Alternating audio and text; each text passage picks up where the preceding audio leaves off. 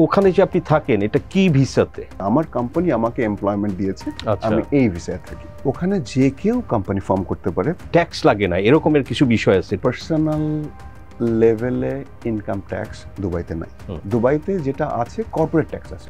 Mid segment of the professional industry আমাদের বাংলাদেশি কাউকে আপনি ওইভাবে খুঁজে পাবেন না। আমরা ব্যাপকভাবে আছি যারা আসলে সরাসরি শ্রম ঘনিষ্ঠ কাজ করি। 10,000 ব্রিটিশ মিলে যেই টাকাটা ইউকেতে রেমিটেন্স হিসেবে পাঠাচ্ছে, আমরা 2 লক্ষ বাংলাদেশি মিলেও সেই টাকাটা বাংলাদেশে পাঠাতে পারছি না।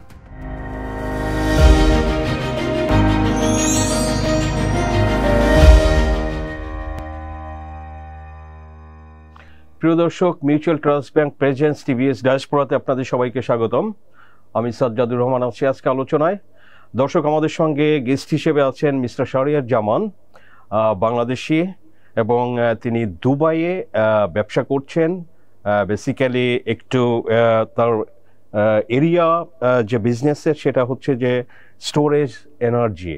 এটা দর্শক আমরা জানি যে পৃথিবীতে আসলে এগুলো অন অফ দ্য বর্তমানে কিন্তু খুব মোস্ট টকড অ্যাবাউট বা অনেক ডিমান্ড আছে, এগুলো নিয়ে ডিসকাস হয়। যাই হোক দর্শক, আমরা সেটা নিয়ে আলোচনা করব না। আমরা মিস্টার শাহরিয়ার জামানের সঙ্গে আলোচনা করব। আসলে আমরা জানি যে বাংলাদেশি ডায়াসপোরা বেসিক্যালি মিডল ইস্টে যারা যান সবাই মোস্টলি হচ্ছে যে আসলে লেবার হিসেবে তারা কিন্তু যান কাজ করতে।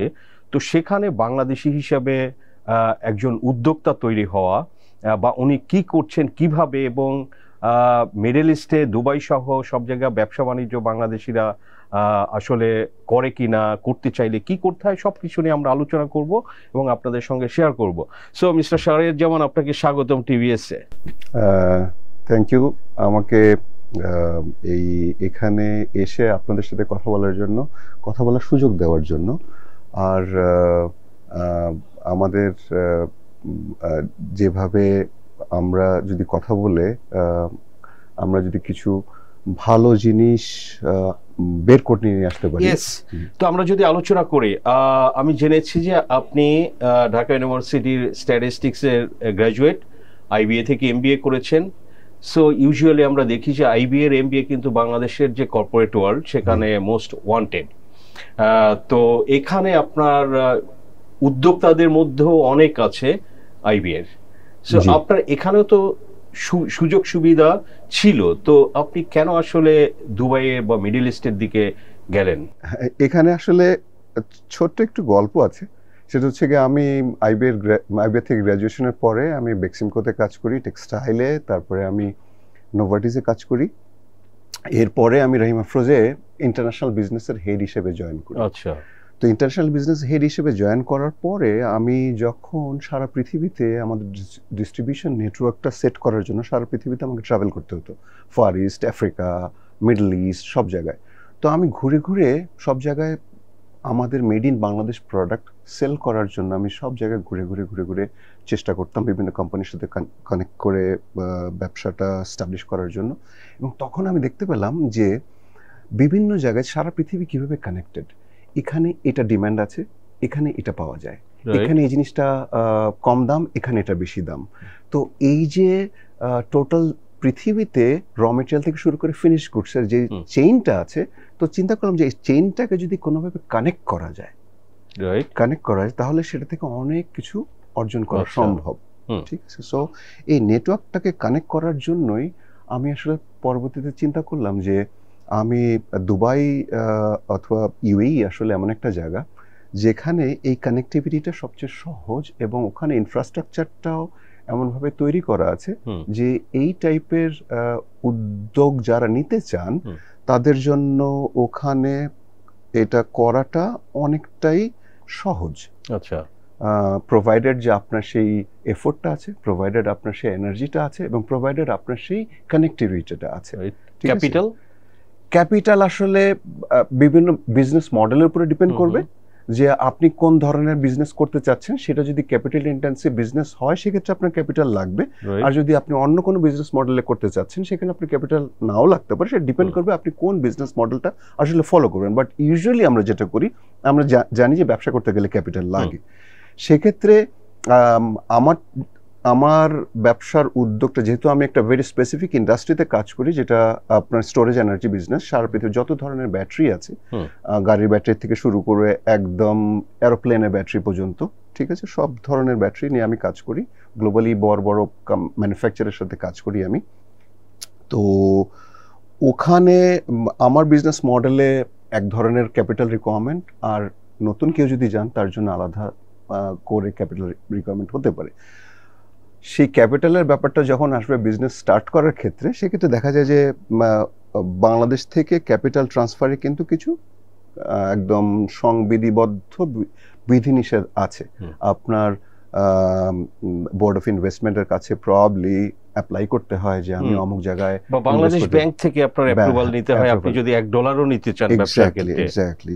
সুতরাং এই অ্যাপ্রুভাল প্রসেসগুলো পার করে, এবং তারাও বিচার করে দেখবেন যে আপনি আসলে ব্যবসার সত্যিকার উদ্দেশ্যেই আপনি টাকাটা নিতে চাচ্ছেন কিনা, এবং সেই ব্যবসাটা আপনি কেন বাংলাদেশে করতে পারবেন না। বিকজ আমরা সবাই চাই যে ব্যবসা বাংলাদেশে আসুক, ইনভেস্টমেন্ট বাংলাদেশে আসুক। ইনভেস্টমেন্ট বাংলাদেশ থেকে বাইরে চলে গেলে কেন যেতে হবে, সেটা যথেষ্ট যৌক্তিক কারণ থাকতে হবে, তারপরেই ওনারা অনুমতি দিবেন। বাট এগুলো আবার গ্লোবাল কনটেক্সটে দেখা যায় যে আপনি এই যে দীর্ঘসূত্রিতার কারণে দেখা যাবে যে আপনি ওখানে যে সময়টা, বা পৃথিবীতে জিনিসগুলো তো ঘটে আসলে অনেক ফাস্ট, ঠিক আছে। আমরা যতই জীবন যত ফাস্ট হচ্ছে, সাথে সাথে ব্যবসা বাণিজ্য সমস্ত কিছুর গতিও কিন্তু ফাস্ট হচ্ছে। আমার যদি একটা প্রসেস করতে 3 বছর লাগে বা 3 মাসও লাগে, এটা তো বসে থাকবে না, অন্য কেউ, অন্য দেশের লোক সেটা ধরে ফেলবে। আপনার এই যে ওখানে যে আপনি থাকেন, এটা কি ভিসাতে?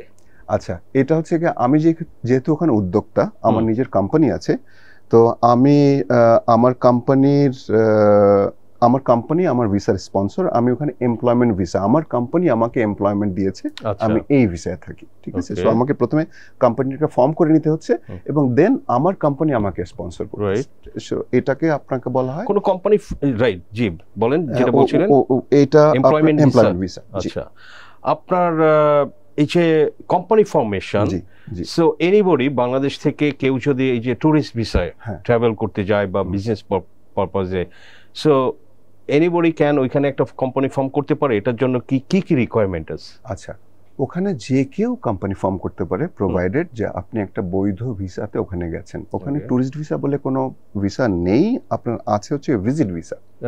ভিজিট ভিসাটাকে আপনাকে মাল্টিপারপাস সার্ভ করে। ভিজিট ভিসাতে আপনি ট্যুরিস্ট হিসেবে যেতে পারেন, ভিজিট ভিসাতে আপনি এমপ্লয়মেন্ট সার্চ করার জন্য যেতে পারেন, ভিজিট ভিসাতে আপনি ব্যবসা শুরু করার জন্য যেতে পারেন, ঠিক আছে। তো আপনি ভিজিট ভিসাতে যাওয়ার পরে আপনি এবার আপনার প্রয়োজন অনুযায়ী সেই ভিসাটাকে আপনি ট্রান্সফার করে নেবেন। লেটস সে আপনি যদি কোনো কোম্পানিতে এমপ্লয়মেন্ট পেয়ে গেলেন, তখন আপনি ওই কোম্পানি আপনাকে এমপ্লয়মেন্ট ভিসা দিবে, আপনার নতুন ভিসা হয়ে যাবে। আপনি যদি ব্যবসা শুরু করতে চান, আপনি নতুন কোম্পানি ফর্ম করবেন, ওই কোম্পানিটা তখন আপনার নিজের কোম্পানি আপনাকে এমপ্লয়মেন্ট ভিসা দিবে, ঠিক আছে।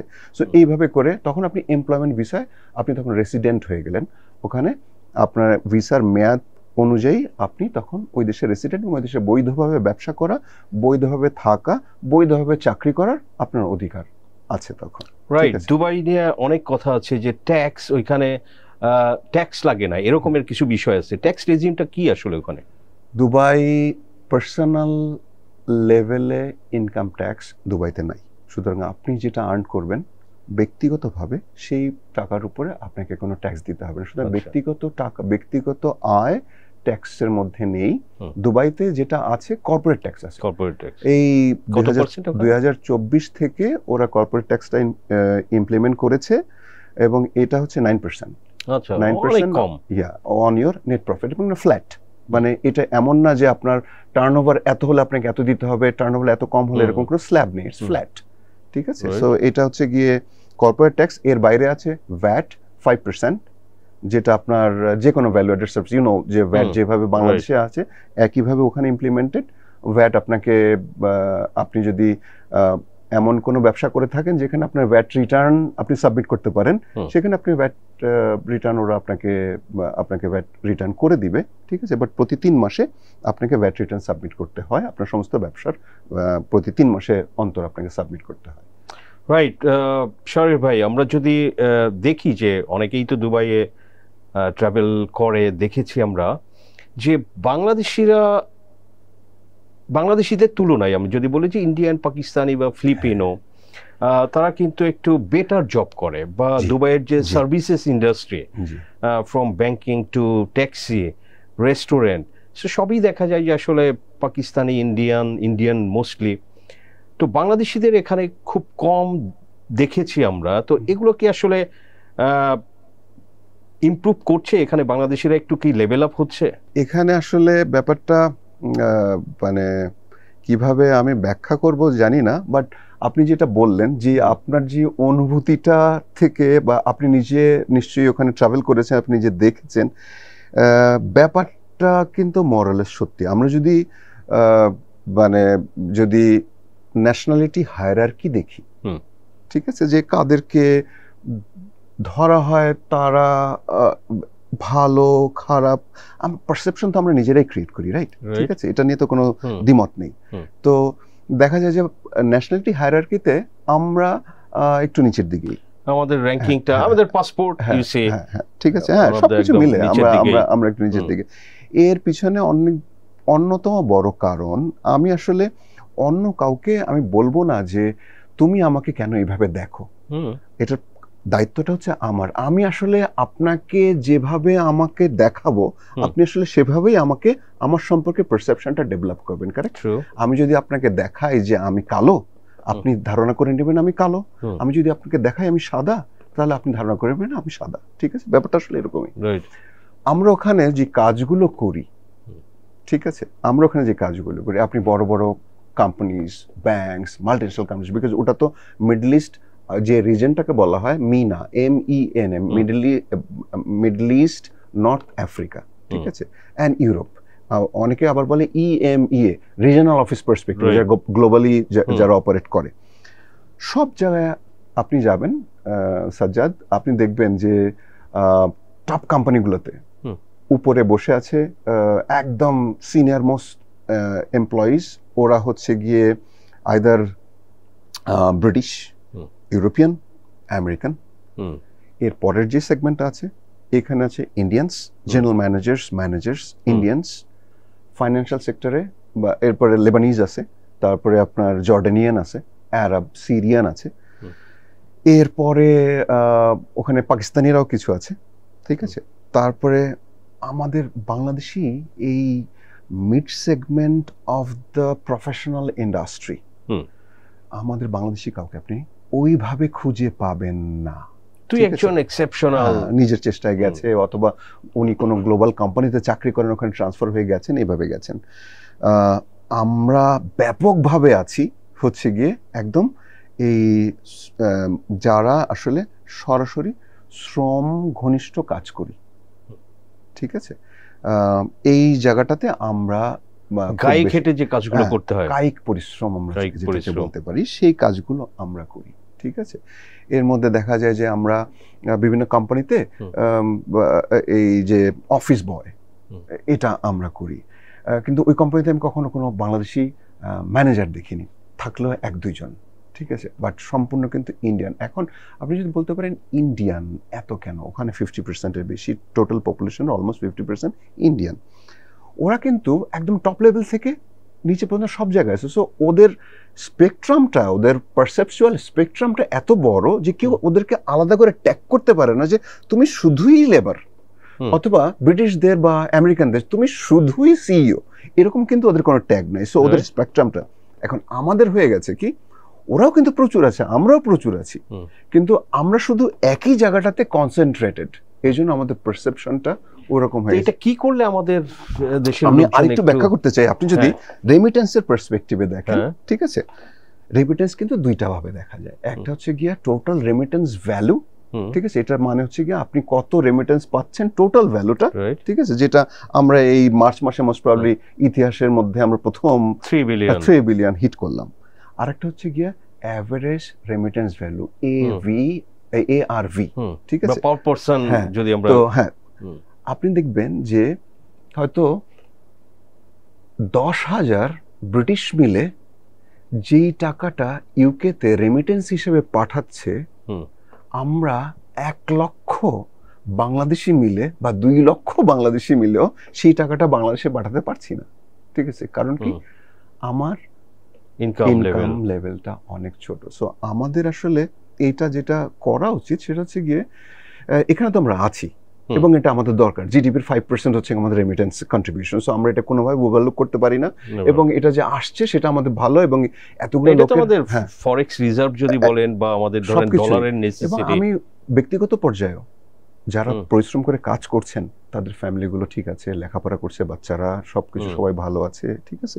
সো ওই পার্সপেক্টিভে সোশ্যাল পার্সপেক্টিভেও জিনিসটা আমাদের জন্য ভালো। কিন্তু আমাদের পরবর্তী স্টেপ যেটা আপনি জিজ্ঞেস করেছেন যে আমাদের আসলে উচিত এখন স্কিল লেভেলে লোকজন পাঠানো, ঠিক আছে। যে ওই যে ব্যবসার প্রসঙ্গে যদি আমি ফেরত আসি, যে আমি যখন ওখানে শুরু করতে গেলাম, যখনই আমি বলতাম যে আমি বাংলাদেশি, তখনই ওদের পারসেপশনটা চেঞ্জ হয়ে যেত।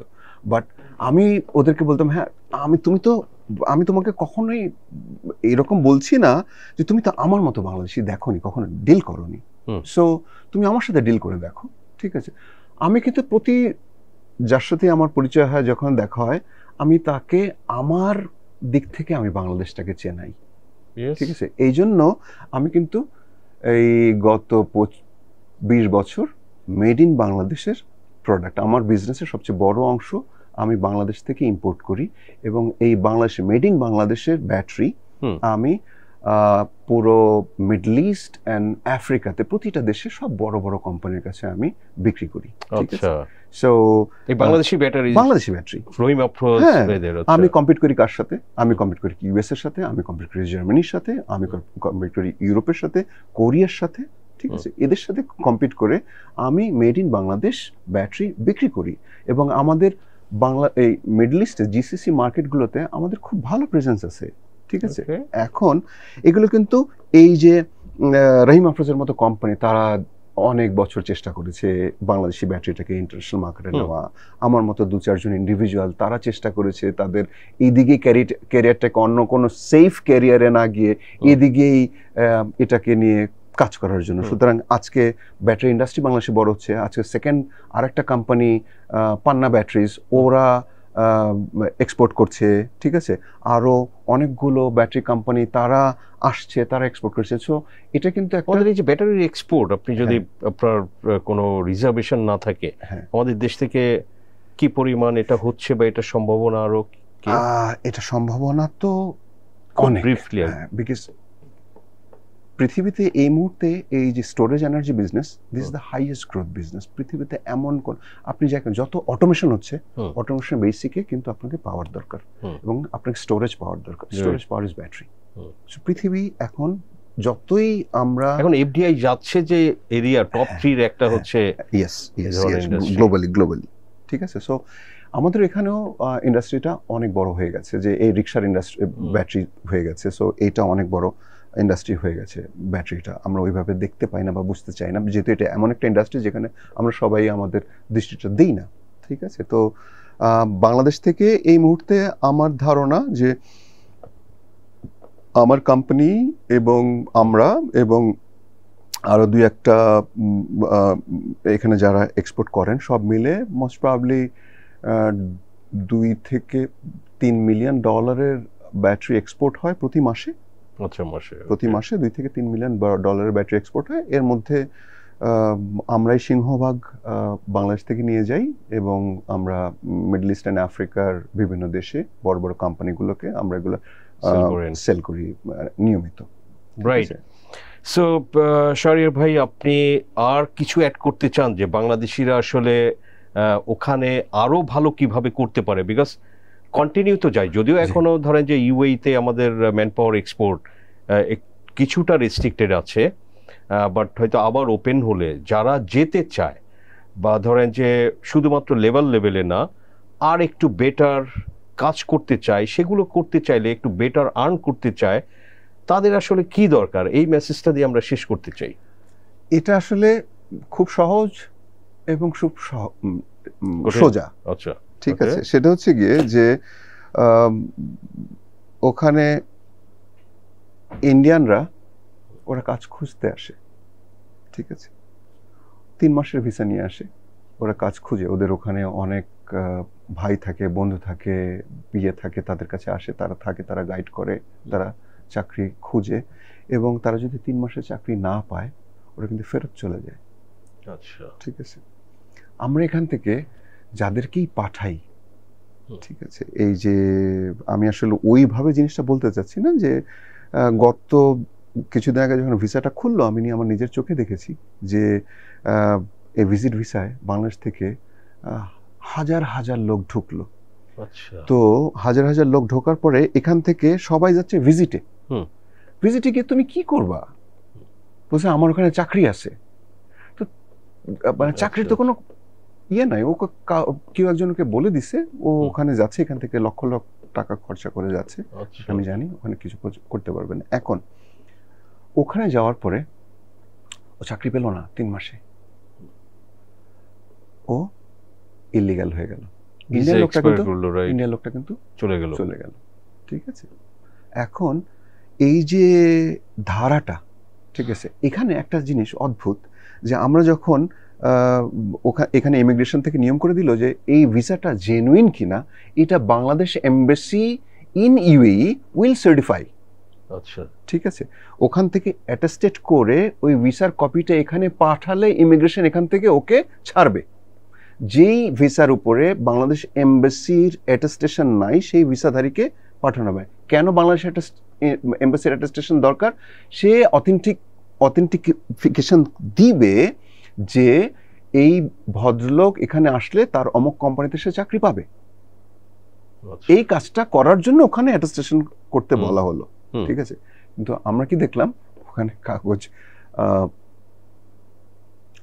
সিন্ডিকেটেড হয়ে কাগজ যাচ্ছে, একজন সিল মারতেছে, একজন সাইন করতেছে, এগুলো পাঠিয়ে দেওয়া হচ্ছে।